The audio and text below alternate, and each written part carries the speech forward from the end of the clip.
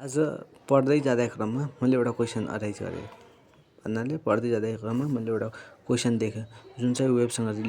webs र अप्टिक्सकोसँग related थियो होइन वेब भन्ने च्याप्टरसँग मानौँ यो हामीलाई थाहा छ होइन जेनरल इक्वेसन अफ वेब त थाहा छ y equals to a sin omega t plus phi होइन हामीलाई थाहा छ होइन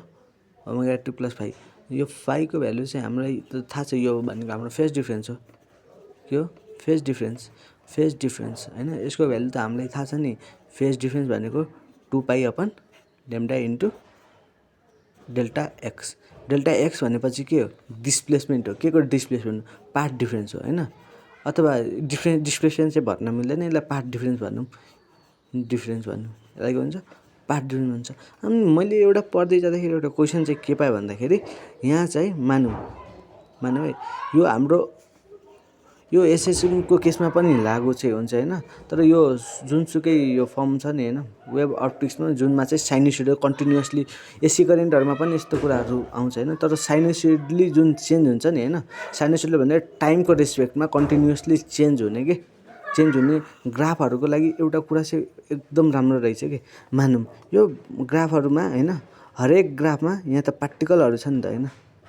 मानौँ केही कुरा भाइब्रेट हुनु भनेको के हो त्यहाँको पार्टिकलमा के हुनु डिस्टर्बेन्स आउनु हो नि त होइन जस्तै मानौँ यहाँबाट यो एउटा स्ट्रिङ छ होइन हामीले त्यसलाई हल्लायो भने के हुन्छ हल्लायो भने त त्यसले वेभ फर्म गर्छ नि होइन त्यस्तै जाँदाखेरि हामीलाई चाहिँ थाहा भएको एउटा कुरा हो नि त होइन यहाँ त हरेक पार्टिकलहरूले बन्या हुन्छ नि त वेभहरू फर्म हुनु भनेको अनि यहाँ पनि पार्टिकल छ यहाँ पनि पार्टिकल छ यहाँ पनि पार्टिकल छ यहाँ पनि पार्टिकल छ यहाँ पनि पार्टिकल छ यहाँ पनि पार्टिकल छ चारैतिर पार्टिकल छ कि तर यो के भन्छ भन्दाखेरि यो म्याक्सिमम डिस्प्लेसमेन्ट हुन्छ नि जसलाई चाहिँ एम्प्लिच्युड भनिन्छ होइन म्याक्सिमम भ्यालु होइन एम्प्लिच्युड भनिन्छ नि हामीले हो यो म्याक्सिमम भ्यालु एटेन गर्दाखेरि के यो सबै पार्टिकलहरू एकै टाइममा अटेन गर्छन् त अभियसली नहुन्छ नि त होइन जस्तै हेर्नु न यहाँबाट यो एउटा के भन्छ यो पार्टिकल हो यो अर्को पार्टिकल हो यो अर्को पार्टिकल हो यो दुईवटा त होइन एउटै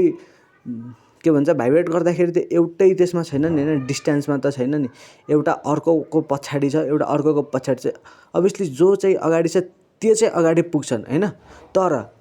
यिनीहरूले होइन टाइम चाहिँ सेम कन्ज्युम गर्दैन नि त होइन यो भाइब्रेट गर्दाखेरि यो अर्कै टाइममा पुग्ला यो पार्टिकल अर्कै टाइममा एम्प्लिच्युडमा पुग्ला यो पनि अर्कै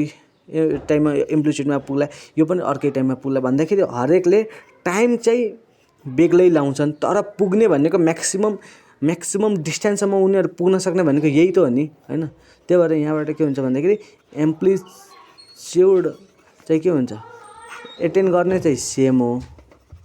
म्याक्सिममै हुन्छ होइन म्याक्सिमम तर यिनीहरूले लाउने टाइम चाहिँ के हुन्छ डिफ्रेन्ट हुन्छ टाइम के हुन्छ डिफ्रेन्ट हो यही एउटा कन्सेप्ट होइन बुझ्नु पर्ने म्याक्सिमम चाहिँ सेम हुन्छ तर टाइम चाहिँ के हुन्छ डिफ्रेन्ट हो यति चाहिँ हामीले बुझ्नुपर्ने हुन्छ